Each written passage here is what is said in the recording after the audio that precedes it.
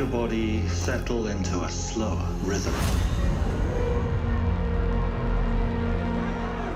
Clear your mind of all distractions. You don't have to walk this path alone. Surround yourself with resourceful friends.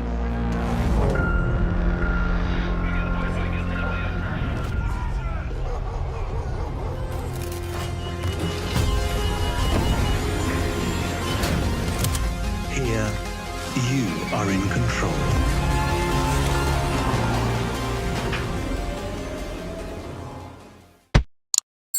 Arc Raiders, what's going on? My name is Session, and do I ever have some stuff planned for you guys? Today we will be going on a deep dive on the lore surrounding Arc Raiders, Speranza, and the Arc Machines. While we don't know too much at this point, Embark Studios has given us a boatload of clues and hints that we can work off and theorycraft with, so let's get right into it. Our story begins long before Raiders existed. First came the Exodus.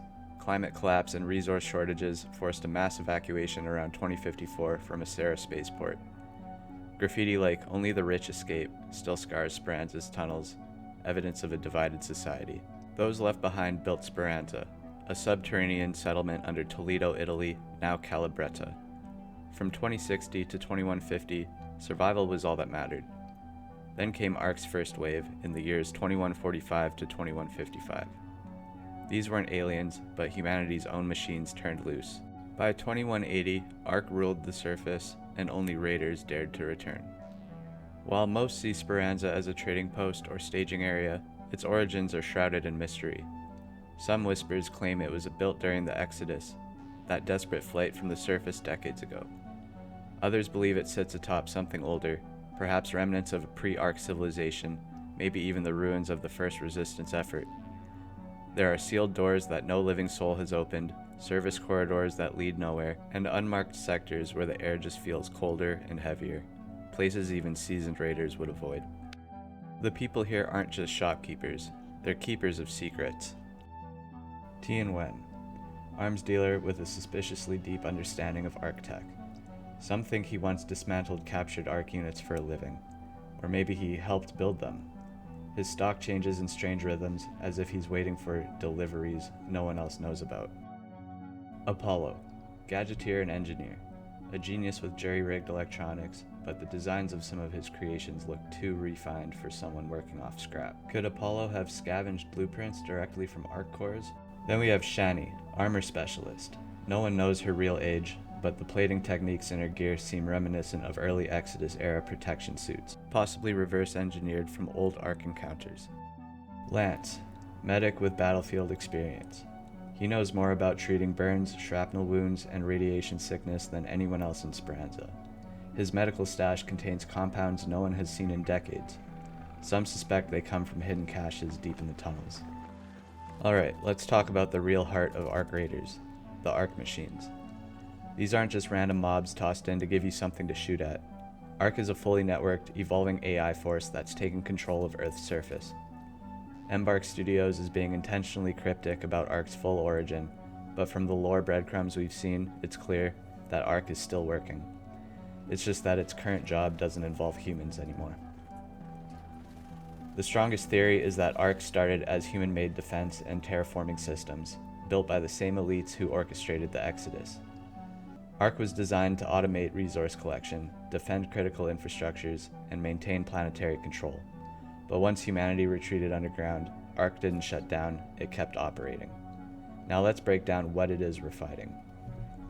The Rollbot is a small spherical, hypermobile scout. Their smooth shell is covered with sensors, and their optical arrays seem to learn the longer they observe you. Lore hints that Rollbots were the first Arc units deployed during humanity's fall, perfect for cataloging life, mapping terrain, and marking prey for the war machines. Fireballs are a weaponized relic of the terraforming age. Its ceramic plating can withstand its own flames, and it rolls into combat spewing jets of incendiary gel. These aren't just random attackers, they're the signature of Arc's clear and claim protocol, sterilizing zones so nothing organic can take root. Ticks embody Arc's adaptation to urban warfare and infiltration. Originally designed for maintenance or surveillance, they've been weaponized into ambush predators, turning even safe spaces into kill zones. Their use of ceilings and walls speaks to Ark's efficiency in exploiting verticality, making raiders vulnerable at all times. Lore-wise, ticks symbolize Ark's philosophy of turning humanity's own environments against them. Turrets and sentinels are static and mobile guardians, respectively. Turrets seem automated, but sentinels' targeting logic feels almost reactive, as if something remote is piloting them. They often guard Ark resource caches, which could mean they're defending not just supplies, but data nodes linking to the wider machine network. Wasps can scan and tag targets for tracking, while Hornets deliver precision stuns. Their cooperation suggests a hive mind network, one that may extend far beyond the battlefield, feeding real-time data back to Ark command hubs. Snitch drones are surveillance operatives, ensuring Ark's battlefield situational awareness is absolute. While individually harmless, they're strategically devastating, pinging raider locations and triggering coordinated ambushes. Their behavior mirrors human recon tactics, suggesting Ark has adapted to human-style battlefield command structures, evolving its AI protocols beyond mere automation into active tactical responses. Rocketeers are mid-tier air units built to break siege positions. Their missile payloads don't just destroy cover, they herd you like cattle, driving you into the kill zones of other Ark machines. They're likely designed for coordinated strike waves, pairing with ground units for maximum suppression. The Bastion is a towering crab-like heavy armor with a devastating frontal firepower. They're less about chasing you and more about locking down strategic points. Bastions appear in zones of unusual Ark activity, possibly protecting relay stations or rare resource harvesters. Bison units are Ark's ultimate area suppression machines, capable of devastating terrain-wide assaults. Their aggressive leap mechanics and multi-limb design allow them to traverse complex environments, effectively cutting off raider escape routes. Lore speculation hints that Bisons were designed specifically to crush organized resistance cells, acting as Ark's failsafe whenever human forces gather in numbers. Queens are far more than boss fights. They're mobile command hubs, coordinating massive extraction operations. Their presence during Harvester events signifies Ark's relentless drive to strip Earth of valuable resources, possibly to fuel its own expansion or prepare for the Exodus Elite's controlled return. Lore-wise, Queens act as the physical manifestation of Ark's macro strategy, resource acquisition, battlefield coordination, and defense of critical assets. Defeating a Queen could be lore significant, potentially crippling Ark's operations in a region. Orbiters are Ark's final word on surface dominance. If you see one of these coming at you, it's over. GG's, you're cooked. These orbital platforms are capable of erasing entire squads in seconds, hinting that Ark's reach extends far beyond the planet's surface. Their existence suggests a spaceborne Ark infrastructure, possibly linked to the Exodus fleets or hidden orbital facilities. The fact that orbiters can be called upon instantly indicates Ark has real-time control and overwhelming force readiness across planetary and space theaters. Alright, that was a lot. So what's the big picture here? When viewed together, the Ark machines represent a meticulously crafted AI war ecosystem. Each unit, from the smallest robot to the devastating orbiter, plays a role in a layered strategy of surveillance, disruption, area control, and resource domination. Ark isn't a mindless horde. It's a distributed intelligence that adapts, learns, and enforces a grander plan. Their behaviors suggest a larger endgame where humanity's last enclaves are being systematically cornered, their resources depleted, and their resistance anticipated. This machine hierarchy mirrors real-world military doctrines. Surveillance feeds into ambushes, area denial forces movement, heavy enforcers crush organized threats, and orbital dominance ensures ultimate control. Ark's machine forces aren't just gameplay challenges, they are the mechanized arms of a forgotten human legacy, operating with terrifying efficiency to ensure no one disrupts whatever endgame Ark is executing behind the scenes. So how are we supposed to fight back? Humanity's counterattack is built on ingenuity, not brute force. We have Lance, field medic turned biotech engineer, repurposing Ark components into enhancements that push human limits. Apollo is a master tinkerer, crafting sabotage tech that disrupts Ark systems from the inside. Tian Wen is a weapons specialist with rare access to schematics rumored to predate the Exodus itself, and Shani is a former security guard who now controls access to hidden cache vaults deep within Speranza's tunnels. So these aren't just suppliers, they're pieces in a larger network.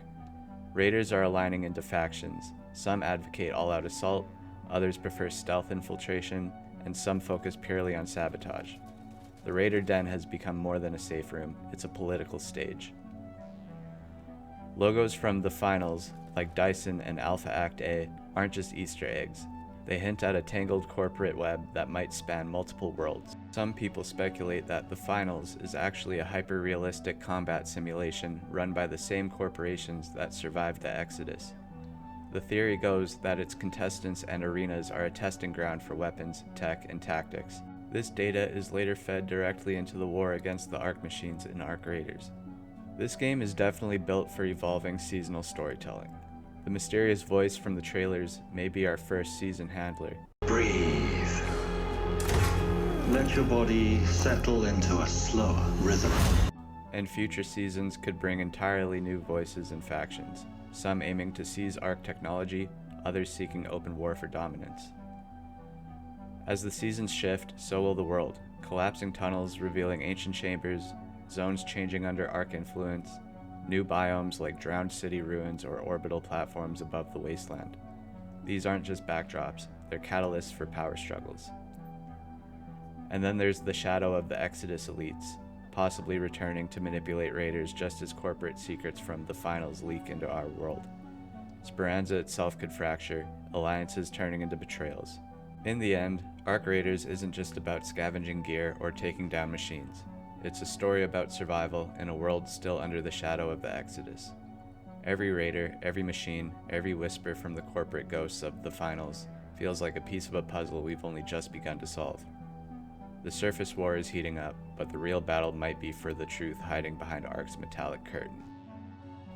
That's it for today, guys. I hope you liked this video, and if you think I missed anything or have any suggestions whatsoever, please let me know in the comments and I'll absolutely get back to you on that.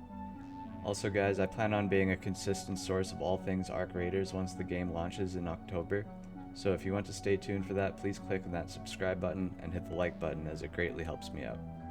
On top of that, I also plan to be streaming this game regularly on Twitch, so if you want to keep up and join the crew, check me out at twitch.tv/sessionhq. Hope to see you guys there. Peace out and catch you topside.